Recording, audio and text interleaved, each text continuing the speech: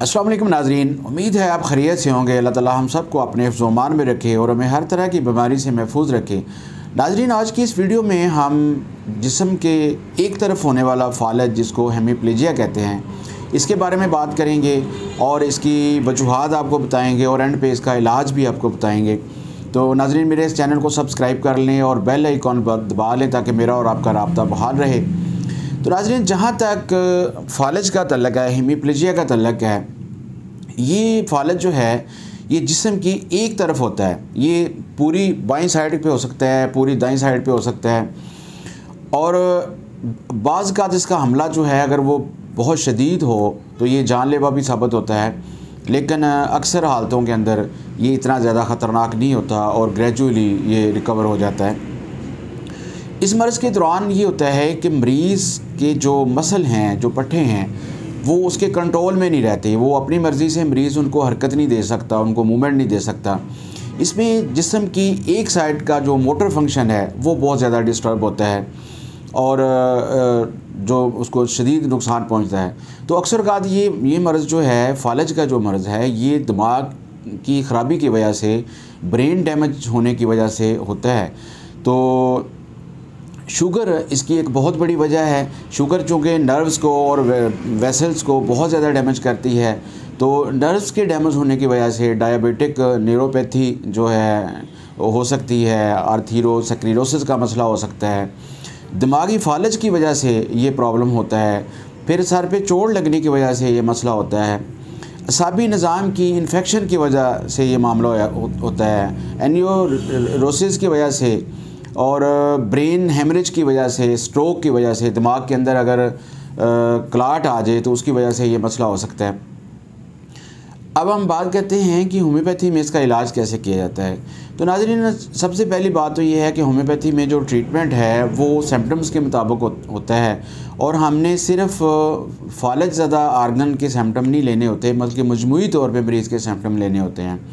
तो होम्योपैथी में वैसे तो 500 से ज़्यादा मेडिसिन हैं जो पूरी बॉडी के मुख्तलिफ आर्गन के फ़ालज के लिए इस्तेमाल होती हैं, लेकिन हेमीप्लेजिया के लिए 196 मेडिसिन जो हैं वो ज़्यादातर इस्तेमाल की जाती हैं और उनमें से आज जिस मेडिसिन को मैंने चूज़ किया है उसका नाम है रिस्टॉक्स। रिस्टॉक्स जो है ये होम्योपैथी की एक बहुत ही वेल नोन और मशहूर मेडिसिन है। पॉलीक्रेस्ट रेमेडी में इसका शुमार होता है। ये मेडिसिन जो है ये हेमीप्लेजिया के लिए बहुत ही ज़बरदस्त मेडिसिन है और निचले हिस्से के फ़ालज के लिए ये बहुत मशहूर है मेडिसिन।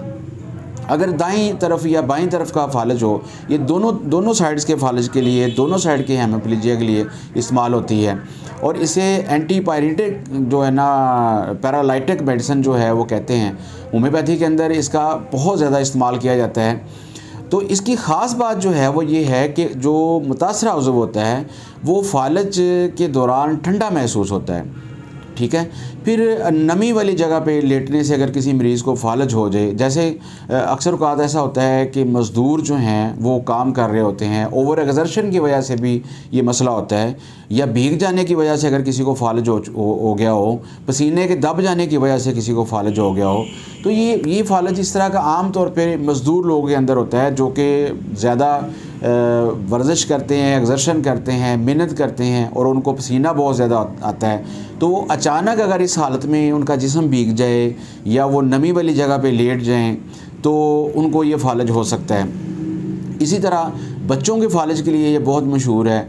आम तौर पे ये चीज़ देखने में आई है कि अक्सर माएँ जो होती हैं वो जब बच्चे को पार्क में लेके जाती हैं तो वो गाड़ी से निकाल के उनको बाज़ औक़ात नमी वाली जगह पे लिटा देती हैं और ठंडी जगह पे लिटा देती हैं। तो उसकी वजह से बच्चे को जो है वो फ़ालज का अटैक हो सकता है। इसी तरह बुखार के बाद और ख़ास तौर पर टाइफाइड के बाद अगर किसी को फ़ालज का अटैक हो जाए तो उसके लिए रिस्टॉक्स जो है वो बहुत ही ज़बरदस्त मेडिसिन के तौर पे सामने आती है। ये स्पाइनल पैरालिसिस के लिए इस्तेमाल होती है। जैसे बच्चों की अभी मैंने बात की, पट्टों के अंदर झटके लगते हैं, ट्विचिंग होती है, और उज़्व तनासल जो सारी मुतासरा उज़्व जो होता है वो बहुत ठंडा महसूस होता है। यानी इसकी रिस्टाक्स उन मरीज़ों की मेडिसिन होगी जिनको फ़ालज ज़दा जो उज़्व होता है वो अगर उसमें नमनेस महसूस होती हो, बेसी महसूस होती हो और वो उज़्व ठंडा महसूस होता हो, तो रिस्टाक्स जो है वो बहुत ही ज़बरदस्त काम करती है। तो नाज़रीन, आज के लिए इतना ही। डॉक्टर मोहम्मद नसीर अलवी को इजाज़त दीजिए। इंशाअल्लाह नई वीडियो के साथ दोबारा हाज़िर खिदमत होऊंगा। अस्सलाम वालेकुम।